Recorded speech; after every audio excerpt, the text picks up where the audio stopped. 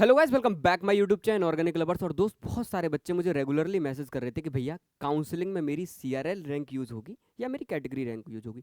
अब ये बहुत बड़ा मिसकंसेप्शन है दोस्त। ऐसा ही नहीं कि बच्चे काउंसलिंग कर रहे हैं, भाई बहुत सारे पेरेंट्स भी मुझसे पूछते हैं कि सर हमारी ओबीसी में रैंक कितनी है, एसटी में रैंक कितनी है, एससी में रैंक कितनी है, तो इसका क्या बेनिफिट मिलने वाला है और किस काउंसलिंग के अंदर मुझे कैटेगरी का क्या बेनिफिट मिलने वाला है।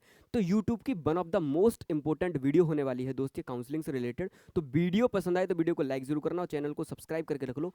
कैटेगरी रैंक का आपको पूरी काउंसलिंग में यूज कैसे करना है या क्या क्या यूज काउंसलिंग एल्गोरिदम के थ्रू आपकी कैटेगरी रैंक का होगा, मैं आपको सारी चीज़ें दोस्त डिटेल में एक्सप्लेन करने वाला हूँ। साथ के साथ बहुत सारे पेरेंट्स मुझे रेगुलरली मैसेज करते हैं भैया कि आपका काउंसलिंग सपोर्ट बाय करना है, आपसे 2 मिनट पहले बात करनी है। तो देखो, मैंने इस बार आपको अपने नंबर के साथ साथ अपने 2 काउंसलर्स का नंबर और प्रोवाइड कराया जिनको काउंसलिंग्स में दिक्कत है। ये पहले वाला नंबर सर मेरा है। अगर आप लोग मुझे कॉन्टैक्ट करना चाहो, काउंसलिंग से रिलेटेड कोई भी हेल्प चाहिए तो, या कोई भी आपकी क्वेरी हो, आपके दिमाग में जो भी डाउट हो काउंसलिंग से रिलेटेड, आप मुझे कॉल कर सकते हैं। क्योंकि बहुत सारे बच्चों की रेगुलरली कॉल आती है तो हो सकता है मैं आपकी कॉल ना रिसीव कर पाऊँ, तो आप फर्दर 2 नंबर मैंने और दिए हैं। ये नंबर आपका जलस सर का है, आप इनके पास कॉल करना। किसी भी स्टेट की आप लोग काउंसलिंग कर रहे हैं, हर स्टेट की काउंसलिंग में आपकी हेल्प करेंगे। साथ के साथ मैंने एक नंबर आपको और दिया है, प्रिया मैम का। इस नंबर पर आप लोग कॉल करना, काउंसलिंग से रिलेटेड आपके सारे डाउट क्लियर कर दिएंगे। अब बहुत सारे बच्चे ऐसे हैं जो जोसा की काउंसलिंग कर रहे हैं, एकेटिव की काउंसलिंग कर रहे हैं, जैक चंडीगढ़ कर रहे हैं, जैक दिल्ली कर रहे हैं, जीजीएस आईपीयू कर रहे हैं, रीप राजस्थान कर रहे हैं, हरियाणा कर रहे हैं, एमपीडीटी कर रहे हैं। ये सारे स्टेट की काउंसलिंग कर रहे हैं प्लस सेंट्रल लेवल की काउंसलिंग कर रहे हैं। इनको पता ही नहीं इनकी सीआरएल रैंक का क्या यूज़ होने वाला है या इनकी कैटेगरी रैंक का कहाँ पर क्या होने वाला है दोस्त, सबसे ज़्यादा बेस्ट यूज़ होने वाला है। सबसे पहले मैं आपको ये समझाता हूँ कि कितना रिजर्वेशन है। अगर आपकी कोई भी कैटेगरी है तो आपके पास में रिजर्वेशन कितना है। सबसे पहले आप लोग अपना रिजर्वेशन को समझो दोस्त, ठीक। एक इंपॉर्टेंट इन्फॉर्मेशन मुझे आप लोगों को और देनी है कि बहुत सारे बच्चे कहते हैं भैया मुझे काउंसलिंग के बारे में पता ही नहीं चल रहा। तो अगर आपको सारी काउंसलिंग्स के बारे में अपडेटेड रहना है तो डिस्क्रिप्शन के अंदर एक व्हाट्सअप ग्रुप का लिंक है, इस व्हाट्सअप ग्रुप में जुड़ जाओ। अगर आपको मेरे काउंसलिंग प्रोग्राम बाय करने हो, जो कि मैं आगे चल के बताऊंगा, किसी भी काउंसलिंग से रिलेटेड प्रोग्राम बाय करना हो, डिस्क्रिप्शन में ऐप का लिंक है, इनऑर्गेनिक लवर्स क्लासेस। इस ऐप को इंस्टॉल कर लेना और बहुत सारे रेगुलर कोर्सेज आपको वहाँ पे दिखेंगे काउंसलिंग से रिलेटेड। गौर से देखना। अगर आप एकेटीव, एचबीटीयू, ट्रिपल एमयूटी की काउंसलिंग कराना चाहते हैं तो 2499 रुपये का मेरा कोर्स है। अगर आप जोसा प्लस सीसेप की काउंसलिंग कराना चाहते हैं 4000 का कोर्स है। इसके बाद आप किसी भी स्टेट की काउंसलिंग में, आप हरियाणा के HSTES की कराना चाहते हैं तो 499 है, 1499 है। जैक दिल्ली का 999 का है, पूरा का पूरा प्लान, ठीक है। नहीं, जैक चंडीगढ़ का बेटा कितना है, 999 का। केवल एकेटिव की करानी है 1999 रुपये। बहुत सारे नीचे प्लान है, एमपी के हैं। आप इन सारी काउंसलिंग्स को दोस्त क्या कर सकते हैं, मुझसे करा सकते हैं। बाकी वीडियो को दोस्त कंटिन्यू करते हैं। अब बच्चे ने कहा कि भैया मेरी सीआरएल रैंक का यूज कैसे होगा या मेरी कैटेगरी रैंक का यूज कैसे होगा। तो देखो, मैं आपको सबसे पहले स्टार्टिंग पे लेके चलता हूँ, रिजर्वेशन पॉलिसी पे। जब आपने जेईमेन का एग्जाम दिया तो जेईमेन का एग्जाम होने के बाद जब आपका जो रैंक कार्ड आया है दोस्त, रैंक कार्ड आया, आप गौर से देखना। उस रैंक कार्ड में कुछ इस तरीके के आपको बहुत सारे बॉक्सेस दिखेंगे। सबसे पहले बॉक्स पर आपको लिखा हुआ दिखेगा सीआरएल रैंक, फिर उसके बाद दिखेगा जनरल ईडब्ल्यूएस, फिर आपको दिखेगा OBC NCL, SC ST CRL with PWD, general EWS PWD, OBC NCL PWD, handicapped है और प्लस ओबीसी एनसीएल भी है, एससी है प्लस हैंडीकैप्ड है, और यहाँ पे होगा आपका एसटी प्लस पीडब्ल्यूडी। आप लोग गौर से देखना, ये इतने सारे रिजर्वेशन कोटे में क्या लिखी होगी आपकी रैंक। अब सब में थोड़ी ना लिखी होगी, हो सकता है आप केवल ओबीसी एनसीएल से हो तो एक आपकी सीआरएल रैंक मेंशन होगी। सपोज दैट आपकी सीआरएल रैंक एक्स निकल के आई, इस एक्स से वाई हमेशा क्या होगी, कम। आप किसी भी कैटेगरी में, सपोज दैट आपके पास केवल ओबीसी एनसीएल है तो यहाँ पे एक रैंक लिखी होगी आपकी वाई। अब ये जो भी वाई वैल्यू होगी वो आपकी एक्स से कम होगी। तो आप ये सोच रहे होगे कि मेरी रैंक तो भैया ये है, ये मेरी रैंक नहीं है, तो काउंसलिंग में कौन सी यूज होगी, या मेरी सीआरएल एक्स यूज होगी या मेरी कैटेगरी रैंक वाई यूज होगी। बच्चे के पास में ये क्या है, दिक्कत है। मैं आपको डिटेल में एक्सप्लेन करता हूँ। काउंसलिंग में दोनों यूज होंगी। आप मेरी बात गौर से सुनना, काउंसलिंग के अंदर आपकी दोनों रैंक यूज होंगी। कैसे यूज होंगी मैं आपको डिटेल में बताता हूँ। ये आपकी क्या होगी, रैंक लिखी होगी। सबसे पहले आप काउंसलिंग्स में रिजर्वेशन पकड़िए। सबसे पहली काउंसलिंग होती है जोसा और सीसेप की सेंट्रल लेवल की काउंसलिंग। इसमें क्या होता है, एनआईटी, ट्रिपल आईटी, जीएफटीआई और आईआईटीज होते हैं। अगर आप एनआईटी सिस्टम का रिजर्वेशन अगर देखें तो बहुत गौर से देखना, एनआईटीज के अंदर 50% का बेटा क्या होता है, होम स्टेट कोटा के 50% सीट रिजर्व हैं जो भी बच्चे होम स्टेट में हैं। समझ रहे हो नहीं जो भी बच्चे क्या हैं, होम स्टेट के हैं, उसी स्टेट के हैं। जनाना यूपी में कोई एनआईटी है और यूपी की एनआईटी में अगर मैं पार्टिसिपेट करना चाहता हूँ तो यूपी में 50% सीट मेरे लिए है क्योंकि मैं यूपी से हूँ। 50% सीट होती है अदर स्टेट वालों के लिए। रिजर्वेशन देखना आप कितना रिजर्वेशन चलता है, 50% होम स्टेट, 50% अदर स्टेट। ये तो एक रिजर्वेशन हो गया। अब आ जाओ आप कैटेगरी रिजर्वेशन पे, जिसकी आपकी रैंक होती है सीआरएल के बाद में। कैटेगरी में जनरल ईडब्ल्यूएस वालों के लिए एनआईटीज में 10% सीट रिजर्व हैं, 10% सीट रिजर्व हैं। उसके बाद ओबीसी एनसीएल में आपकी 27% सीट रिजर्व हैं। उसके बाद एससी में आपकी 15% सीट रिजर्व हैं। एसटी में 7.5% सीट रिजर्व हैं। और पीडब्ल्यूडी फिजिकली हैंडीकैप्ड जो बच्चे हैं उनकी 5% ईच ऑफ द अबव में बेटा क्या है, रिजर्व है। अब आप लोग गौर से देखना, ये आपकी रिजर्वेशन पॉलिसी है। अगर आपका जनरल सीआरएल रैंक से अगर बेटा एडमिशन नहीं हो रहा तो फिर आपका एडमिशन किससे होगा, ओबीसी एनसीएल से। अभी मैं आपको बताऊंगा रिजर्वेशन से कैसे आपका एडमिशन होगा, आपकी कैटेगरी रैंक से। पहले आप कैटेगरी सिस्टम समझिए। ये कैटेगरी सिस्टम किसमें है दोस्त, जोसा प्लस सीसे में। उसके बाद आते हैं स्टेट काउंसलिंग्स पे। जैसे आप यूपी में है तो एकेटीयू करेंगे, दिल्ली में है तो जैक दिल्ली जीजीएस आईपीयू करेंगे, हरियाणा में है तो एचएसटीईएस करेंगे, एमपी में है तो एमपीडीटी करेंगे, यूकेटीयू अगर आप उत्तराखंड से हैं तो यूकेटीयू करेंगे, महाराष्ट्र से हैं तो एमएचसीईटी करेंगे, राजस्थान से हैं तो रीप राजस्थान करेंगे, चंडीगढ़ साइड से हैं तो जैक चंडीगढ़ करेंगे, और वेस्ट बंगाल साइड से हैं तो डब्ल्यूबी जेई की काउंसलिंग करेंगे। ये क्या है, और भी बहुत सारी काउंसलिंग है।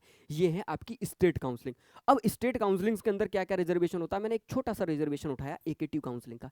एकेटीयू में जब या ये जो आपका ये दो रिजर्वेशन है ये तो सब में ऑलमोस्ट सेम है। आप अगर स्टेट काउंसलिंग कर रहे हैं तो 85% सीट हर स्टेट में उसके स्टेट के बच्चों के लिए दोस्त क्या होती हैं, रिजर्व होती हैं। साथ के साथ 15% सीटें अदर स्टेट के बच्चों के लिए रिजर्व होती हैं। उसके बाद अब कैटेगरी पे आना, गौर से देखना, 5% सीटें एफडब्ल्यू भी होती हैं, फी एवियर सीटें होती हैं। वो बच्चे जो इकोनॉमिकली बहुत ज़्यादा वीकर हैं, उनकी एनुअल इनकम, जैसे अगर मैं एकेटीयू में बात करूँ, अगर आपकी 5 लाख से कम इनकम है तो आप किसके अंदर आ जाते हैं, आप इस क्राइटेरिया के अंदर आ जाते हैं, आप एफडब्ल्यू सीट के लिए अप्लाई कर सकते हैं। अगर आपकी रैंक अच्छी है और आप इकोनॉमिकल सेक्शन से वीक हैं तो ये आपको एफडब्ल्यू सीट दे देंगे, फी एवियर सीट, जिसमें आपकी फीस क्या हो जाएगी दोस्त, माफ हो जाएगी। उसके बाद अगर मैं कैटेगरी की बात करूं तो एससी वालों के लिए 21% का, एसटी वालों के लिए 2% का, ओबीसी वालों के लिए 27% का। उसके बाद किसी के घर में फ्रीडम फाइटर का कोटा है तो 2% सीट फ्रीडम फाइटर में। आर्म फोर्सेज में 5% सीट है। अगर आप यूपी से हो और बेटा लड़की हो तो फीमेल के लिए 20% का क्या दिया गया है, रिजर्वेशन दिया गया है। साथ के साथ अगर आप फिजिकली हैंडीकैप्ड हो तो आपको 3% का क्या मिल रहा है, रिजर्वेशन। आप लोग गौर से देखना, इतना रिजर्वेशन सिस्टम आपका चल रहा है। ये क्या है दोस्त, आपका रिजर्वेशन सिस्टम। अब बच्चा कहेगा कि भैया मेरी कैटेगरी रैंक यूज हुई या मेरी सीआरएल रैंक यूज हुई। अब गौर से आप सुनना, अब मैं आपको थोड़ी सी कैलकुलेशन समझाता हूँ। सपोज दैट आप किसी कॉलेज में कंप्यूटर साइंस टारगेट कर रहे हैं, सपोज दैट मैं किसी कॉलेज में कंप्यूटर साइंस टारगेट कर रहा हूँ, सीएस। आप लोग गौर से देखना, मेरे पास सीएस की जो टोटल सीटें हैं वो सीटें हैं 100 सीट्स हैं। कितनी सीट्स हैं, 100 सीट्स हैं। अब इन 100 सीट्स पे क्या हुआ दोस्त, करीब करीब 1000 बच्चों ने अप्लाई किया। आप रिजर्वेशन समझना कैसे चलेगा। अब मैंने 1000 बच्चों ने क्या कर दिया, यहाँ पे अप्लाई कर दिया। 1000 स्टूडेंट हैं जिन्होंने यहाँ पे दोस्त क्या कर दिया, अप्लाई कर दिया। अब मुझे पता चला कि इस कॉलेज की इस 100 सीट में से 20% सीट ओबीसी वालों के लिए रिजर्व हैं। बहुत गौर से सुनना, इस 100 सीट में 80% सीट तो जनरल के लिए है। 80% सीट बेटा किसके लिए है, जनरल के लिए। एक मैं जस्ट ऐसे ही अजम्पशन लेके चल रहा हूँ। और 20 सीट बेटा किसके लिए है, ओबीसी वालों के लिए, ओबीसी एनसीएल। अब मुझे पता चला इन 1000 बच्चों में से करीब करीब 300 बच्चे वो थे जो ओबीसी एनसीएल के थे और 700 बच्चे जनरल के थे। एक आपको रफ कैलकुलेशन समझा रहा हूं कि 700 बच्चे मेरे किसके थे बेटा, जनरल के, और 300 बच्चे मेरे किसके थे, ओबीसी के। ये चीज समझना। अब हुआ क्या, अब मुझे पता चला कि सबसे पहले जब कॉलेज में सीट फिलिंग होगी तो सबसे पहले 80 सीटें किसकी हैं बेटा, जनरल की सीटें हैं। ये गौर से देखना, ये किसकी सीटें हैं, जनरल की सीटें हैं।